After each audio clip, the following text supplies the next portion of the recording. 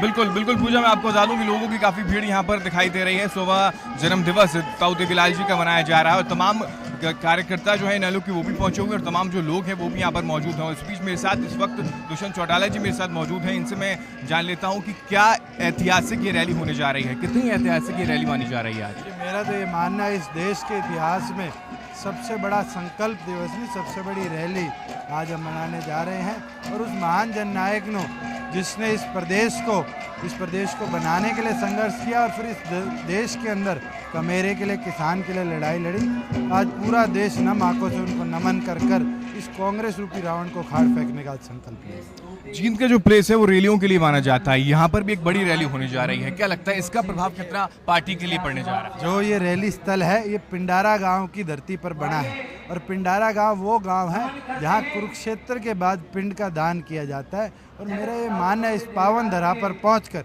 जिस तरह हमने कुरुक्षेत्र की धरती पर पिछली बार चौधरी देवीलाल को नमन किया था, आज दोबारा उसी पावन धरा पर पहुंचकर, उस पावन माटी पर पहुंचकर चौधरी देवीलाल को नमन करेंगे।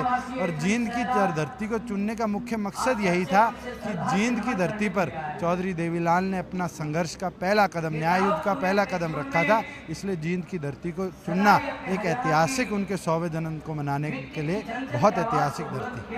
तमाम बड़े बड़े लीडर यहाँ पर पहुँचने वाले हैं, किन किन लीडरों के आने की उम्मीद जताई जा रही है? फिलहाल पूर्व प्रधानमंत्री एच.डी. देवगौड़ा जी आएंगे, पंजाब के मुख्यमंत्री सरदार प्रकाश सिंह बादल, बिहार के पूर्व मुख्यमंत्री नीतीश कुमार जी, जेडीयू के राष्ट्रीय अध्यक्ष शरद यादव जी, मुलायम सिंह जी, अनेकों बड़े बड़े नेता जो चौधरी देवीलाल के संघर्ष के साथी थे, आज सभी पहुंचकर उनको नमन करेंगे और इस देश के अंदर एक राजनीतिक नया रूप देने का काम करेंगे। 100वां जन्म दिवस भी है और कहीं ना कहीं चुनाव भी नज़दीक है। ऐसे में कितना जोश कार्यकर्ताओं में भरने की कोशिश की जाएगी आपकी तरफ से और जो बड़े बड़े लीडर यहाँ पर पहुँचने वाले? देखिए, हमारी ओर से तो 11 बजे का टाइम दिया गया था और 10 बजे हैं और अभी भी हजारों की तादाद में लोग पंडाल के अंदर है। मेरा ये मानना है कि जब हमारे बड़े नेता आएंगे जींद की धरती छोटी पड़ जाएगी। आज इस तरह का रूप ये रैली लेने का। इनेलो के कार्यक्रम में सबसे बड़ा कार्यक्रम ये माना जाएगा? दोबारा इनेलो के कार्यक्रम में क्या सबसे बड़ा ये कार्यक्रम इस रैली के माध्यम से माना जा रहा है? देखिए, मैं तो यही बोलूँगा कि आज से 20 दिन बाद चुनाव है।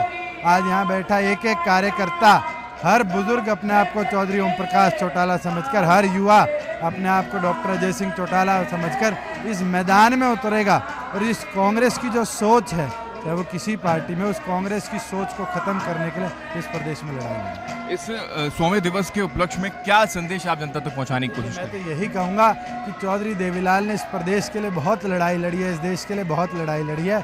उस महान जननायक को नमन करने के लिए आज सभी यहाँ एकत्रित हो और चौधरी देवीलाल की नीतियों पर चलकर इस प्रदेश को उन्नति की ओर ले चलिए। दुष्यंत जी, बहुत शुक्रिया हमारे साथ बातचीत करने के लिए। दुष्यंत चौटाला जी हमारे साथ मौजूद थे और उन्होंने ये सारी बातें कही। 100वां जो जन्म दिवस है उसको बड़े ही धूमधाम से मनाने की कोशिश इनेलो की तरफ से की जा रही है। और अगर मैं रुक करूं यहाँ पर पंडाल की, और अगर मैं रुक करूं तो तमाम यहाँ पर जो लोग हैं वहाँ पर मौजूद हैं। महिलाओं के लिए अलग गैलरी यहाँ पर बनाई गई है, पुरुषों के लिए अलग गैलरी बनाई गई है और तकरीबन 3 लाख से लेकर 4 लाख और 4 लाख से भी ज्यादा का आंकड़ा यहाँ पर बताया जा रहा है कि यहाँ पर इतने लोग यहाँ पर पहुंचने की उम्मीद जताई जा रही है। कहीं ना कहीं सुरक्षा के अगर लिहाज से बात करूं तो सुरक्षा के लिहाज से भी पूरी चाक चौबंद व्यवस्था यहाँ पर की गई है।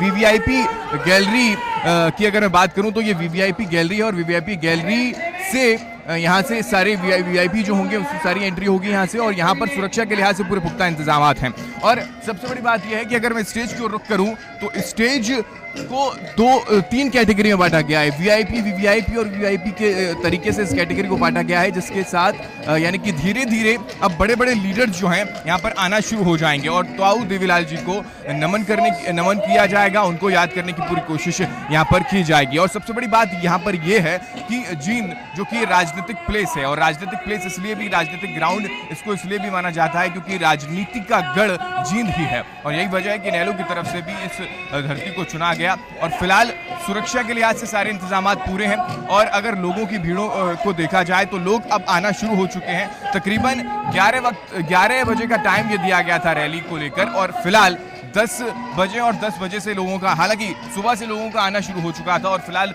10 बजे से भी लोग आने दिखाई दे रहे हैं और ये पूरी कोशिश की जा रही है कि यहाँ पर सारी व्यवस्था दुरुस्त रहे।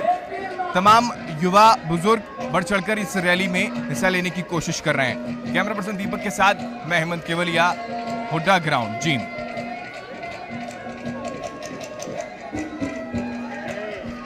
तैयारियां लगभग पूरी ही हैं और लोगों का आना जाना शुरू हो गया है। अभी से ही अगर बात की जाए तकरीबन 10 बजे का टाइम है, लेकिन लोगों की भीड़ यहाँ पर काफी जुटने